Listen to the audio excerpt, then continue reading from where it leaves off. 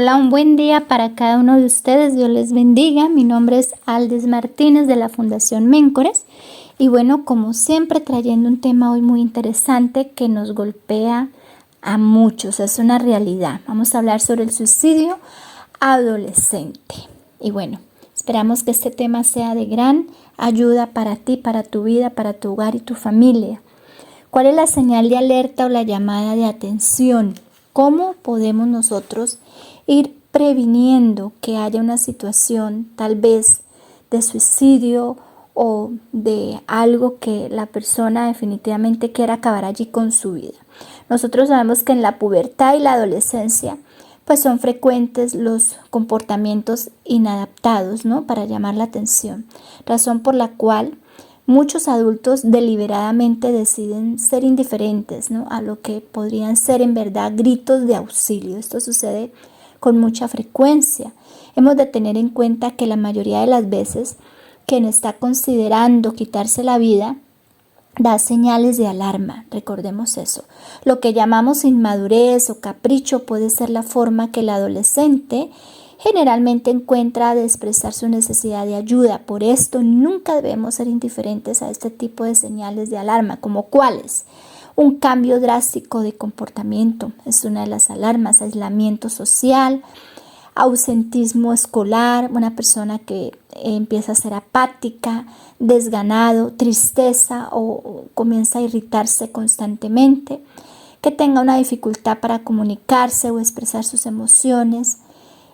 Cuando veamos tal vez autolesiones como cortes en brazos, en piernas, conductas de riesgo como el uso del alcohol, las drogas, comienzan a haber algunos trastornos de alimentación, promiscuidad sexual también, quebrantamiento de normas sociales, a veces mensajes verbales como ya se librarán de mí o no los molestaré más, son indirectas, directas. Podríamos decir, regalar pertenencias con importante valor emocional, incluso tener un comportamiento de desesperanza, ¿no?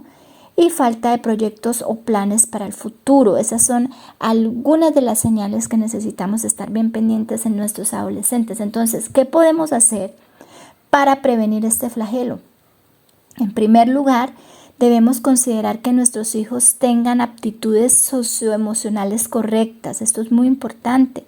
Y estas se aprenden en el hogar, más que en ningún otro lado. Recuerden eso. Son parte de la formación integral que debemos brindarles como padres a nuestros hijos. Por lo tanto, la prevención primaria comienza ¿en dónde? En casa. Y no depende de políticas gubernamentales, ni de la escuela, ni siquiera de la iglesia. Aunque claramente todo aporte pues es bienvenido, ¿no? Y tiene su lugar de importancia, pero todo debe comenzar ¿en dónde? En casa. Ahora bien, ¿qué podemos entender por aptitudes socioemocionales para la vida? Es nada más y nada menos que preparar hijos desde que nacen para la vida adulta, equipándolos con una serie de competencias que les permitieran enfrentar la vida, seguros de sí mismos sin necesidad de que nosotros estemos tal vez a su lado siempre protegiéndolos o defendiéndolos continuamente. Dicho de otro modo, debemos darles las herramientas para valerse por sí mismos, ¿no? Teniendo como objetivo pues esa autonomía responsable. Entonces es muy importante siempre tener esto en cuenta. ¿Y cómo lograr esto? Pues es necesario reforzar vínculos familiares, ese sentido de pertenencia en el hogar. Cuanto más firmes sean esos lazos familiares, pues menos vulnerables serán a la influencia del entorno, ¿no? Y menos impacto tendrán los pares y la presión de grupo en nuestros adolescentes. Esto es muy importante. Esos lazos familiares que se unan, una familia que siempre van a haber problemas e inconvenientes, pero que sepan salir de esas situaciones, que haya un ambiente bonito, tranquilo, agradable, ¿no? ¿Cuál es otra parte importante? Expresar amor incondicional en palabras, gestos y actos. Esto es muy importante. Nuestros hijos pues necesitan saber que nuestro amor se mantendrá firme y que no dependerá de lo que ellos hagan, ¿no? Ni de lo que decidan, ni de lo que logren o no logren. Ellos tienen nuestro amor incondicional y sí es importante que ellos lo sepan, ¿no? También es importante mostrar límites claros. Ese sería el tercer punto. Y los límites son una expresión también de amor, ¿no? Pero muchas veces nos mostramos ambivalentes con lo que generamos confusión en nuestros hijos, ¿no? Somos muy flojos en cuanto a que no somos firmes, más bien sería la palabra, ¿no? Tuteamos allí al tomar una decisión, no somos firmes con las decisiones también muchas veces y no les dejamos claros cuáles son los límites. Eso sería ambivalentes, ¿no? Somos como que un día sí, un día no, o dudamos con lo que decimos. Esto es importante tenerlo en cuenta. Cuarto consejo sería dedicar tiempo de calidad a la familia. Y por bonito y cómodo que nos quede el postulado de que es mejor calidad que cantidad de tiempo, la verdad es que no. Hay calidad sin cantidad de tiempo. No hay calidad sin cantidad de tiempo. Eso tenemos que tenerlo claro. Quinto punto, podríamos decir que es necesario prodigar la dosis diaria de abrazos largos en la familia. Y estos abrazos, recordemos que liberan oxitocina, más conocida como la hormona del amor. Los abrazos alivian el estrés y nos hacen sentir seguros. Son muy necesarios para las emociones como lo es el alimento para el cuerpo. Y muchas veces solamente estoy hablando de la parte de los padres, ¿no? A veces somos muy autoritarios, mandamos, queremos que nos hagan las cosas, siempre estamos reprochando, siempre estamos sacando en cara. Aún a veces en el ámbito cristiano sucede eso, somos muy fríos en casa. Generalmente yo hablo así cuando una persona me pide un consejo, un padre, una madre. Yo le digo, ¿cuánto amor le das a tu hijo? ¿Realmente le amas? ¿Has hecho todo para que él pueda estar más tranquilo, ser más amoroso contigo? Porque muchas veces nosotros, incluso los cristianos, somos súper amables con los de la iglesia, con otras personas. Si rompió un plato, no se preocupe, pero si rompió un hijo el plato, va a haber un problema serio, ¿no? No hablamos, no saludamos bien, siempre estamos siendo autoritarios, pensamos que esa es la manera mejor de educar y no podemos causar mucho daño de la manera que nosotros hablamos o nos dirigimos a nuestros hijos, ¿no? Y muchas veces también, pues eso es falta de respeto y pedimos respeto que tal vez no hemos ganado. Y bueno, hay muchos factores, hay muchas circunstancias. Ahora, el sexto punto sería validar las emociones de nuestros hijos y esto significa hacerles saber que está bien estar enojados, tristes o frustrados, porque las emociones son parte de la vida y todas son válidas, ¿no?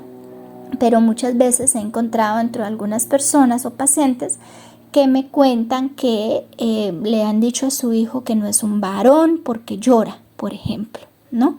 O una niña que juega fútbol le han dicho que no es femenina, que es como un hombre, y utilizan otras palabras que bueno, no quiero ahora hablar, pero así nos referimos muchas veces a nuestros hijos. Un séptimo punto sería enseñarles a expresar lo que sienten y a gestionar sus emociones. Y es muy importante no solo que valoren todas las emociones como condimento de la vida, sino además que aprendan desde pequeños a reconocerlas y a expresarlas correctamente con palabras y a gestionarlas, o sea, que ellos puedan ser libres en su hogar. Es importante eso. Es importante que un niño, por ejemplo, llore, que un niño grite, que un niño hable, que ría, pero muchas veces hasta esas cosas podemos estarles cohibiendo a los niños, ¿no? Y ellos van a crecer ya amargados, con resentimiento, y hasta yo he escuchado en adultos que dicen, no, es que cuando yo era pequeño, mi padre no le gustaba que uno hablara duro, él siempre lo estaba uno callando, mi papá se volvió muy huraño, no le gustaba nada lo que hacían. Siempre yo he escuchado eso en personas que son grandes y tienen traumas de tristeza, depresión, bipolaridad, en fin. Entonces fíjense cómo si una niñez puede marcar nuestra vida, ¿no? Y la manera en que vivimos. Ahora, necesitamos también otro punto, es escucharlos atentamente sin interrumpir. Y esto implica dejar de hacer lo que estábamos haciendo y mirarlos a los ojos. Es una de las prácticas que genera empatía, nos hace sentir personas y personas valiosas, lo cual mantiene pues una autoestima sana. Es importante escuchar a nuestros hijos o que nos escuchen, aún entre un matrimonio, entre la familia. Pero específicamente hablando de los hijos, es importante dejar de hacer. Y podemos haber padres que me dicen, no, no me molestes ahora, estoy ocupado, hable rápido, pero al punto, pero ¿por qué te demoras tanto para contar una historia? Eso he escuchado siempre a veces que suceda, pero ¿por qué no eres directo? Te demoras tanto, yo no tengo tiempo para todo eso, ¿no ves que estoy ocupado? Si yo no trabajo, ¿quién trae el pan a casa? Apúrate, en fin.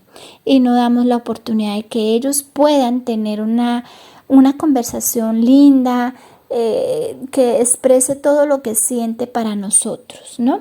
Y otro punto es validar sus opiniones. Un niño y un adolescente que se sienten escuchados con respeto y validados en su opinión, aun cuando difieran de los demás, es un niño o adolescente que se siente amado y valorado, y el día de mañana no temerá enfrentar una oposición al defender también sus principios. Cuán importante pues es esto, ¿no? Entonces fíjense que definitivamente es lo que se necesita. Un adolescente es que alguien lo escuche, que tomemos tiempo para escucharlo con atención plena. Escuchemos eso y retengámoslo ahí en nuestra mente. Otro consejo es educar en valores y principios sólidos. Estas enseñanzas pues constituyen la base de nuestra conducta en sociedad y son para los niños y los adolescentes un muro de protección de hábitos y conductas perjudiciales. Cuando yo educo al niño en valores y en principio, ese niño nunca va a olvidar eso que tú le enseñaste en tu hogar, ¿no? Nunca. Y otro consejo es hacerlos participar de las responsabilidades del hogar. Esto va a generar un sentido de pertenencia y eficiencia y de satisfacción del deber cumplido, y va a fortalecer la autoestima, la motivación y la responsabilidad. Entonces, sin duda, además de todos los puntos anteriores, pues debemos siempre estar atentos a las conductas y las actitudes que ellos tengan, a fin de captar a tiempo las señales de alarma. Esto es muy importante. Si esto ocurre, pues debemos buscar inmediatamente ayuda de un profesional competente, y cuanto más cerca estemos de nuestros hijos, conociéndolos y compartiendo sus luchas diarias en diálogo abierto y empático, pues estaremos en mejores condiciones de captar a tiempo cualquier señal de alarma y buscar ayuda. Entonces, ¿qué harías tú? Es la pregunta. Piensa en un momento en cómo reaccionaría si tu hijo, tu alumno o algún nieto o sobrino te dijera o sugiriera de alguna manera que ha perdido el deseo de vivir. ¿Qué le dirías tú? ¿Qué le dirías? Normalmente lo primero que hacemos es hablarles de lo hermoso que es la vida, ¿no? De cuánto Dios los ama, y hasta pensamos en textos bíblicos para compartir con ellos y levantarles el ánimo, ¿no? Generalmente pues podemos hacer esto. Y desde luego todo esto no está mal y puede hacerse, obviamente. Sin embargo, lo primero que necesita un adolescente angustiado, deprimido y desencantado con la vida es que alguien se tome el tiempo de escucharlo con atención plena, sin interrupciones ni discusiones. Necesita que alguien deje de hacer lo que sea que esté haciendo y valide su sentir, sus emociones, sus experiencias.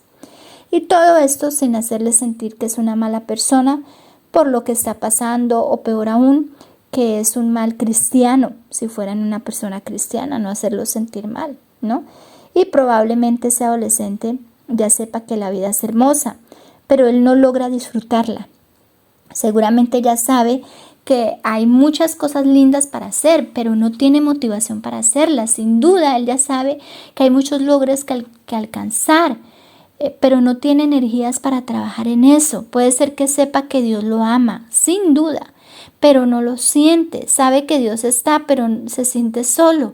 Y ante esas experiencias, pues no hay mucho para cuestionar porque son personales, ¿no?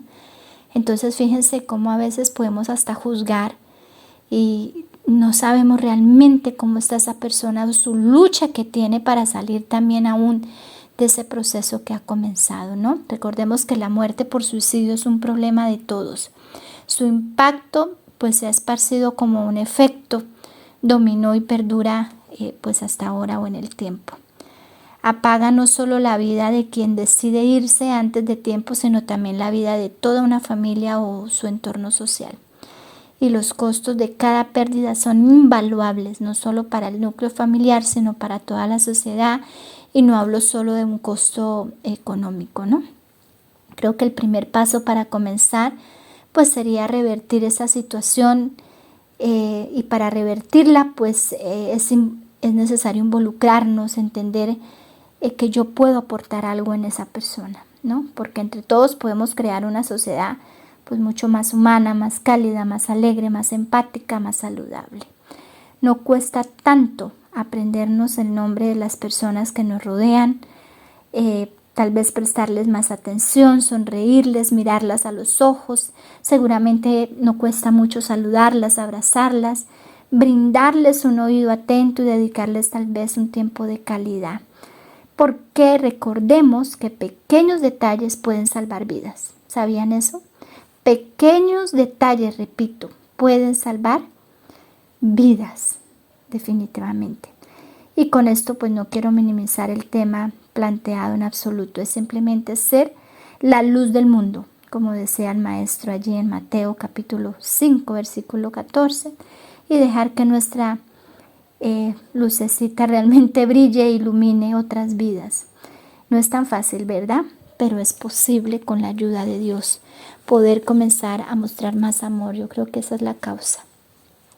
Somos muy apáticos muchas veces y todo empieza en el hogar, desde muy pequeños, muchas veces desde el vientre, ¿no?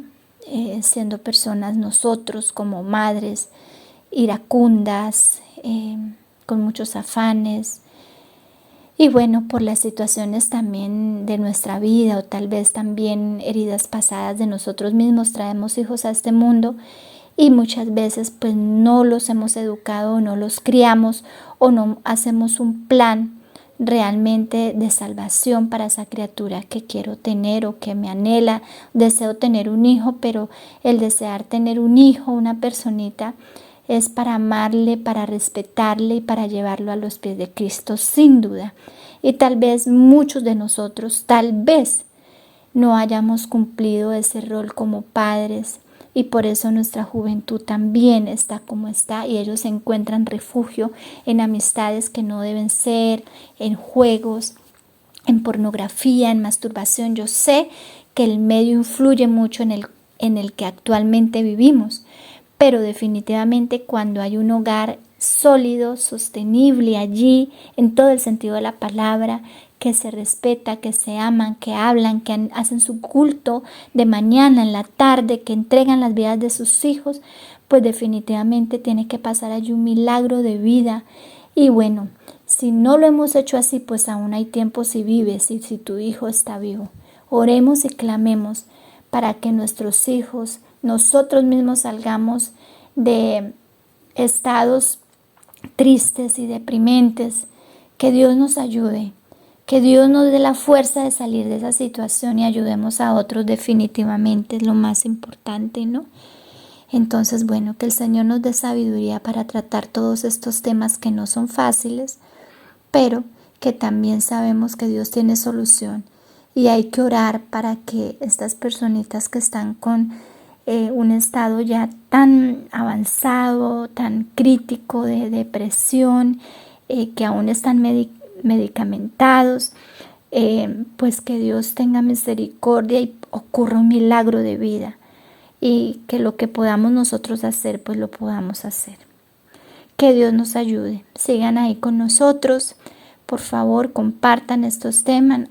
Pido sus oraciones para nuestra fundación de Méncores, que el único objetivo es llevar bálsamo a Galaad en este mundo de dolor y muerte. Que Dios les bendiga.